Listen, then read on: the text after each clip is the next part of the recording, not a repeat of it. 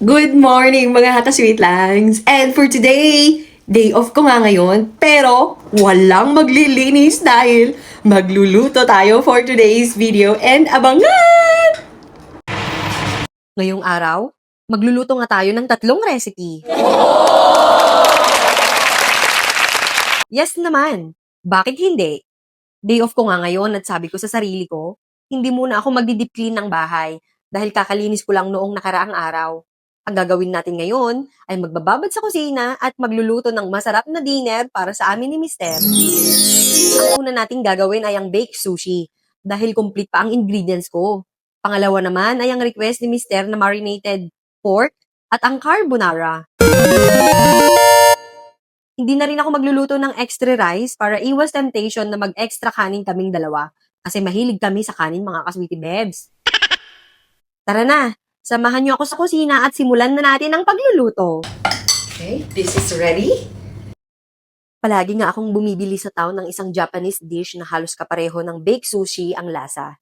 Ebi ang tawag dito sa shop at talagang paborito ko siya. Sa totoo lang, sobrang hilig ko talaga sa Japanese food. Wow! Nagsimula ng pagkahilig ko sa Japanese cuisine nung magbakasyon kami ng aking best friend sa Japan. Simula noon, nahumaling na ako sa iba't ibang klase ng Japanese food. Mula sushi, ramen, hanggang sa iba pang Japanese dishes. Talagang nagustuhan ko silang lahat. Totoo namang medyo mabusisi at matrabaho ang preparation karamihan sa mga Japanese recipe. Kailangan ng tiyaga at oras sa paghahanda ng mga ingredients. Pero kapag naluto na at natikman mo na ang resulta, sulit na sulit ang lasa. Sulit ang lahat ng pagod dahil napakasarap talaga ng lasa. Kaya naman hanggang ngayon, isa pa ring Japanese food ang pinakagusto kong lutuin at kainin. God! Gosh, guys, if you could just smell, it's so good. And now, next is the pasta. Kung naaamoy nyo lang dito sa kusina, paniguradong mabubusog na kayo sa bango pa lang ng mga niluluto ko mga ka-sweet langs.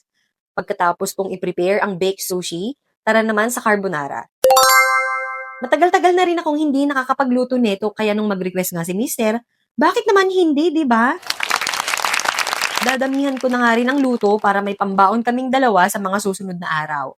Sakto lang rin na magagamit ko ang mga natitira kong ingredients at pasta sa cupboards. Isa kasi ako sa mga taong gustong maubos muna ang mga naka-stock bago bumili ng mga panibagong stock. Wow! Mahirap na kasing bili ng bili tapos nauuwi lang sa pagka-expire ng mga pagkain o kaya naman ay naiimbak ng matagal. Bukod pa roon, mabilis ding mapuno ang mga lalagyan at nawawalan ng espasyo para sa ibang gamit. 'Di ba? Not organized! Ayoko rin ng masyadong makalat at siksikan na storage area sa amin. Mas gusto ko na sapat lang ang stock, organisado at nagagamit lahat ng mga nakatabi. Sa ganitong paraan, mas tipid at mas maayos ang kusina at syempre mas maaliwalas ang ating bahay. Kain yung mga ka-sweet lang sa this is my baked sushi. And this is the carbonara. Kaso wala tayong cheese. Parmesan. Walang parmesan. No.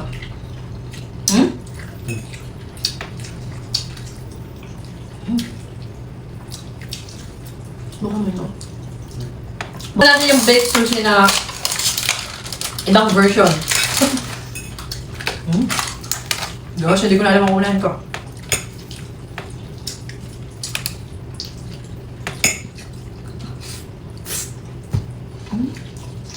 Mahaba, di ba? Try natin itong baked sushi. Malaki yata. My Lord. Oh gosh, mainit pa. First bite.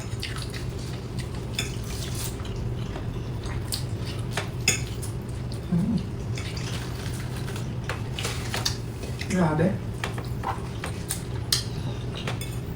Shucks, nag-imas.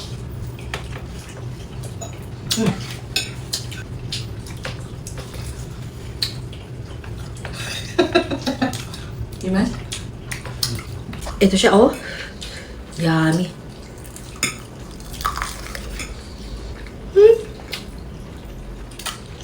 Nag-imas!